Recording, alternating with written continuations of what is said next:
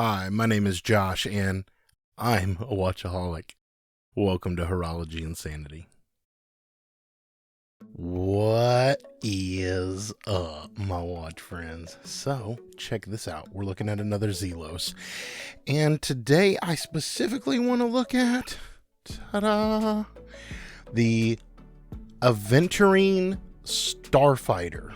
Now, if you're in the Zelos group, I'm just going to go ahead and say this. Many of you, I think, are getting tired of seeing this watch. People are actually voicing their, tiredness of seeing all of the awesome pictures and maybe videos of the Aventurine Starfighter. And so, if you're one of those people, you probably don't want to watch this video. Or the next two that I'm going to make. Because here's what I'm doing. I'm going to do my normal not a review segment first, and we'll talk about the watch and kind of what my experience has been like with it and some things that I think you need to know if you're going to maybe go pick one of these up or if you're going to hunt for one. Of course, like many other Zelos, this is sold out, but we'll talk about that more in a second. But the next video that I want to do after this is I want to compare this case shape, design, etc., just basically the overall watch, to a bunch of other Zelos so that you can get an inkling for what I'm going to talk about when I talk about the sizing of this. Because when you look at the specs of this thing, it does not at all tell you what it's going to be like on wrist. So we'll talk about that a little bit in this video. The next video, I'm going to show you that because I'm going to set it side by side with a bunch of other Zelos. And then in the third video that we're going to do kind of in this little mini series, I want to do an Aventurine update or an Aventurine comparison. So y'all know that I have other videos where I've compared Aventurine watches. I have several of them, and one of them is still incoming. I'm a little disappointed that it's not here, but I won't be able to show you that, but we'll roll in pictures and stuff. But anyway, so this one, not a review. Next one, sizing comparisons. And then the third one, all about Aventurine dials. And so I hope that you enjoy the series. But for this one, as we talked about, this is the Starfighter. It's by Zelos. Zelos is a micro brand. If you're not familiar, then check out the Zelos Timekeepers Facebook group, and you can also check out the Zelos Watches website. It's pretty good. It's a decent website in comparison of all other like micro brand websites. Zelos does a pretty decent job of giving you the specs and everything and the collections and the different variants. But with that, this Starfighter, it's Zelos' newest release, and I'm so saddened to share that I didn't get one. The watch that you're looking at, the watch in my hand, it's not mine. And that breaks my heart. But it can only break my heart so much because, well, y'all know me. I got a bunch of other cool Zelos. Oh, let's do a watch of the day real quick. I was able to acquire a Blackbird. Yeah, this thing is pretty rare, pretty sought after, and it's pretty sweet. So I'll have another video on that coming one day soon. But nevertheless, even though I was able to get this, I was still a little sad that I didn't get this one. I wasn't available on launch day, and so it just didn't work out. Of course, they sold out immediately. I'm pretty sure this was the first variant to sell out, and that's also not shocking to me. And as of right now, 3 of the 5 variants, like at the time of this filming, 3 of the 5 variants are sold out. But let's look at the variants first and talk about them. First is the Meteorite. Now this Meteorite is new for Zelos in the sense that it includes both natural meteorite for the main dial, but then it also includes blue meteorite for the subdials. So it's kind of a two-tone meteorite thing going on. So behind the Aventurine, this Meteorite one was kind of my second pick if I were to get one. So yeah, we'll just see if that ever comes to fruition or not. I don't know. I have so many other gray dial or natural meteorite watches, and of course y'all know my favorite Zelos of all time is the V1 Sky Raider with the natural meteorite with the blue accents. And so to some degree I would have duplicates, right? And that's kind of the way I felt with this Aventurine one as well. I kind of thought, well, I have other Aventurine, and so do I really want this one? On one hand, I'm really torn that I didn't get one of these, but on another hand, I think my collection is really sound without having one of them, and that's why I'm torn. I'm torn. But anyway, keeping on with the variants, the next one was the Spitfire dial. And this is, again, kind of like the Blackbird or the Submarine. I've got a Submarine as well, the Hammerhead Submarine Edition. But kind of like this Blackbird and the Submarine Edition, the Spitfire is made with an actual piece from a Spitfire plane. And so that one is pretty cool. So we did see, I think it was the Skyraider V2 had like a limited edition of the Spitfire dials that were available. Some people commented on the fact that it was a little interesting to have a Spitfire dial in a Skyraider. Skyraider is another plane. But then he also offered the Spitfire in this Starfighter, which was pretty neat. The Spitfire one probably would have been my third choice if I were to do like a collect them all like I've done with some of the other models. And so for me, my kind of order of preference was Aventurine number 1, Meteorite number 2, Spitfire number 3. And then I did not have a lot of desire for the Frost White nor for the Midnight Blue, and I think I'm not the only one that feels that way, because those are the two options that did not sell out. So as of right now, again, as of this filming, those are still available on the website. As far as pricing and like detailed specs and all of that go, I'd recommend please go check out the website. It does list everything out there in a lot more detail than what I'm going to be covering here in this video. And that's mainly because there are some specs to this watch that I think really matter, because in real life and in person, the specs don't give you a good impression of what the watch is going to be like. And so I want to talk about those. So when we're talking about the specs that matter, I think they matter because for those of us who have been around watches a little while, we'll say, okay, well, this size will tell me this. I know that my sweet spot is this or this, and you can compare that for your wrist size, and you can try to feel out or gauge whether the watch will be a good fit for you or not. Right?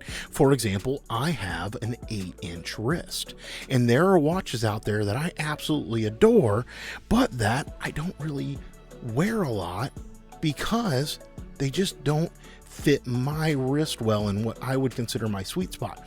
This Salmon Nova is a good example of that, right? I love everything about this watch except for how small it is. Now, Elshin supposedly has a new 40mm dress watch coming out. It's called the Constellation, but he hadn't released photos or anything like that. We don't know what the design is going to be. I'm really hoping it's going to be something similar to this Nova, but in a larger size, because that's really what I want.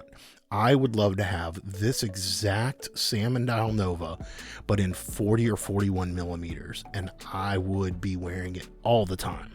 But anyway, when we come to this watch right here, and when we look at the sizing, it's trying to determine, is it a good fit for you? And it may not be. And so here's why. First of all, it says, or the website says, that this case diameter, so from not including the crown and the pushers here, but just the width of the case is 41 millimeters. Now, what it doesn't tell you is that the bezel right here is only 39 millimeters. And it's got this beautiful kind of box domed crystal on here. But if we take a measurement of just the width of the crystal, which gives us about the measurement of the dial diameter, it is only 32 millimeters. And so if you just think about that, 41 millimeter on the case, but that's not what it looks like in person or on your wrist. It looks so much smaller than 41. And that's because we have the smaller 39 millimeter on the bezel and 33 millimeter on the dial. And the best example that I have for anyone who's aware of that, we saw that exact same thing happen on the Zelos Horizons GMTs. Now this is a V1, this is also a Aventurine. You'll see this in the third video that I'm going to do. Well, you'll probably see it in the next video too. But this one here is a 40 millimeter case. However, it wears small, and it wears small because the bezel on it is only, I think, 38 mil. And so a lot of us with, I don't know, if you got a larger wrist, like, you know it, you know what your sweet spot is. I really prefer watches between 40 and 42 millimeters. Now, because of my wrist size, and because I like a bunch of different watches, I can go as low as 38, but I end up not wearing my 38s a whole lot. Or I can go as big as like 43, 44, maybe even 45. But again, they don't get as much wear. So just 40 to 42 for me is where it's at. Now, this watch shocked a lot of people because it wore small. So if your sweet spot is 40 to 42, you ended up getting this and kind of not liking it as much because it wears small. And we see that exact same thing play out here with the Starfighter. The overall dimension of 41 doesn't really give you what it looks like on wrist when it comes to size. Now, a lot of watch enthusiasts also know that another really important metric, I don't want to say more important, but I'd say another important metric is not just the case width or maybe the lug to lug. And so that is when you're comparing top to bottom as it sits on your wrist, right? How does it go from top to bottom? Because usually you don't want a lot of overhang here. And you can see that even on here, right? You can still see my watch on that. You know, somebody might actually say that this is even a little small for me, but you don't want a lot of overhang. Now, here's where the Starfighter, once again, doesn't give you a real depiction of what it's going to be like in person, because they say that the lug to lug is 48 millimeters. And what they're measuring is the tip of this lug right here to the tip of this lug right here. And they're not including the bracelet. And the bracelet, specifically because it has these male fitted center links right here, it gives you what we call, kind of in the hobby, the effectual or the effective lug to lug. So it's all fun and dandy that we have an overall lug to lug here of 48 millimeters, but effectively, that's not true in reality.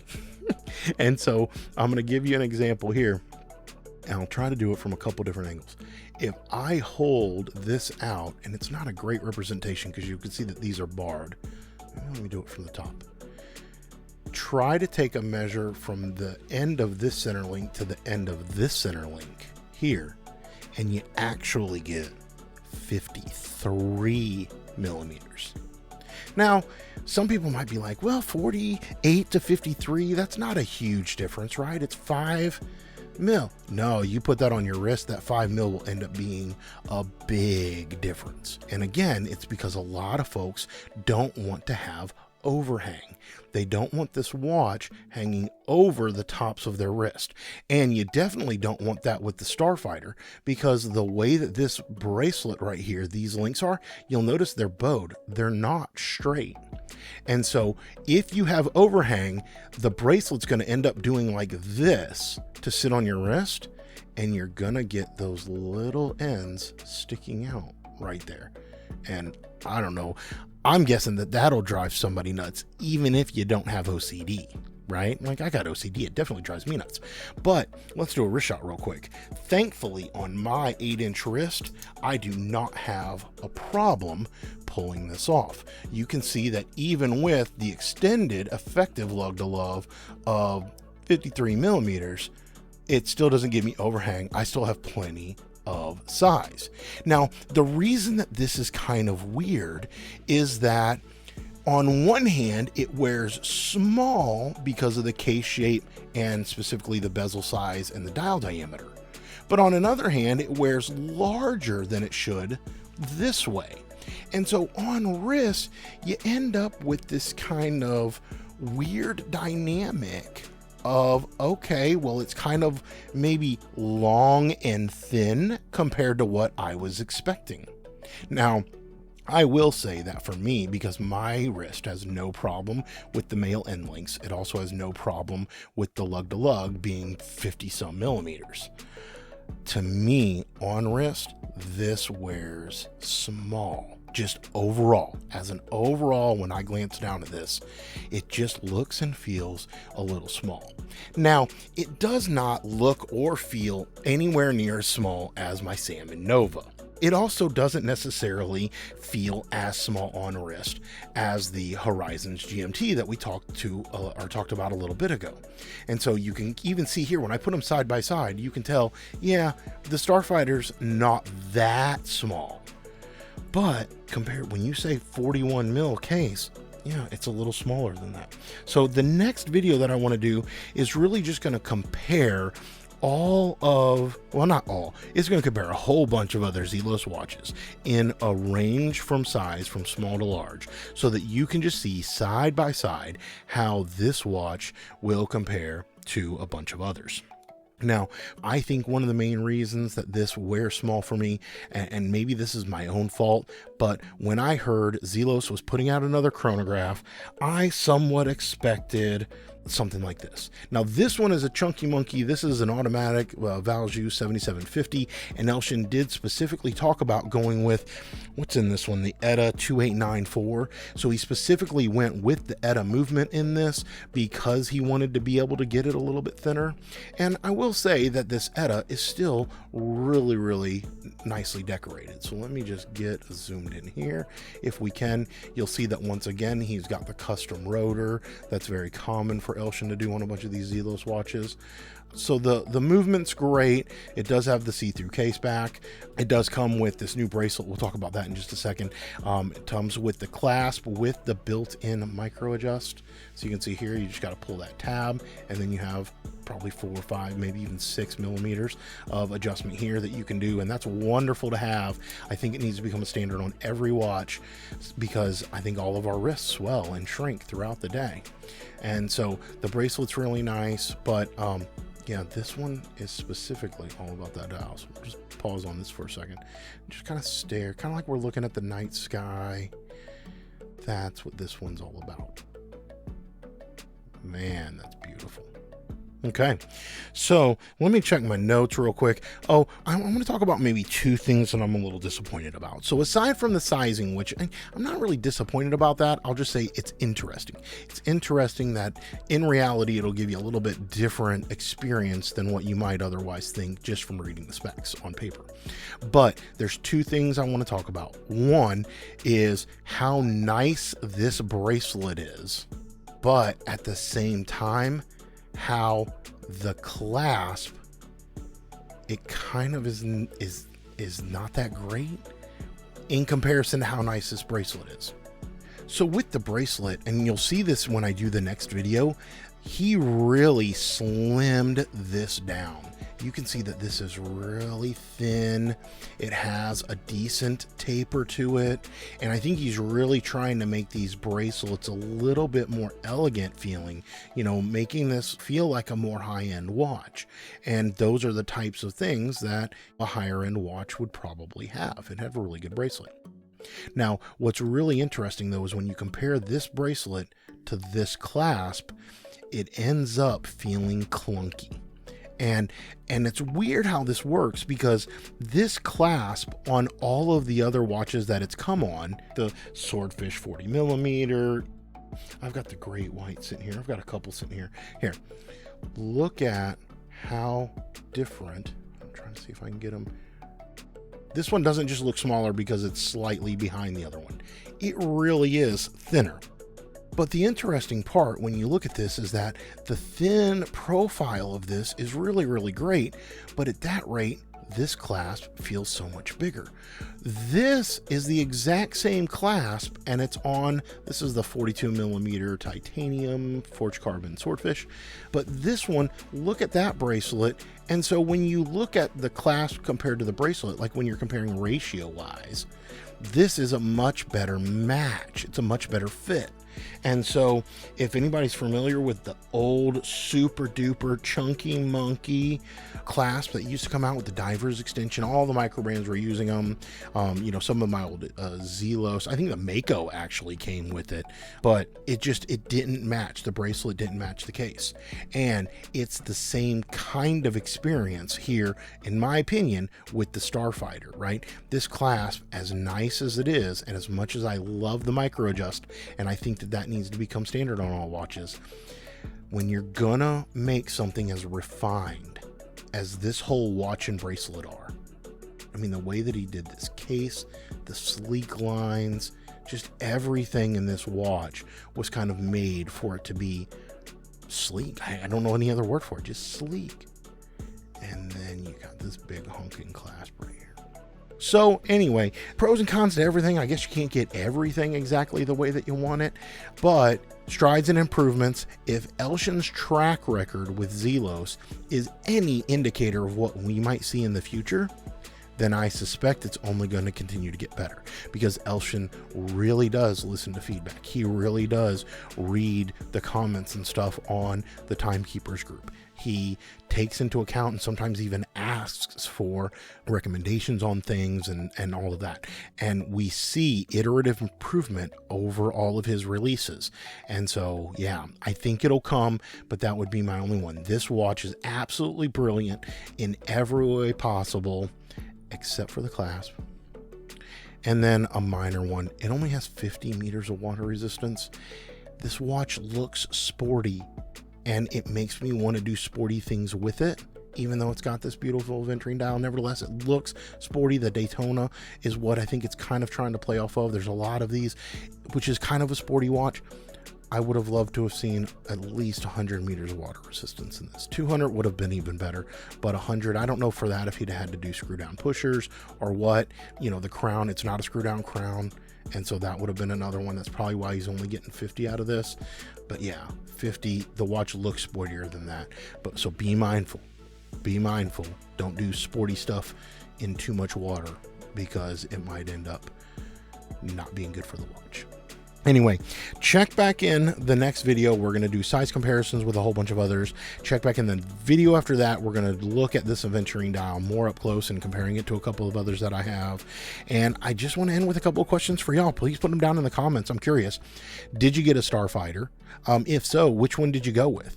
If you didn't, I didn't either, but did you have a favorite pick? Was there one that stood out to you, or did you have a preferential list the way that I had? Like, I had my top 3 picked out. Did y'all have that? Do you do that on releases even when you're not going to buy the watch? I do. In fact, I actually then make predictions on how, in what order they're going to sell out. And the Starfighter, I was right. In fact, I've been pretty right on most of the last several Zelos release. I think I've just been a Zelos addict for so long now that I kind of can predict what's going to happen depending on what Elshin releases in that batch. So yeah, that's pretty interesting. But with that, we'll call this one a wraps. Until we talk again, my friends, please remember what really matters, and that's not watches. Keep the insanity sane.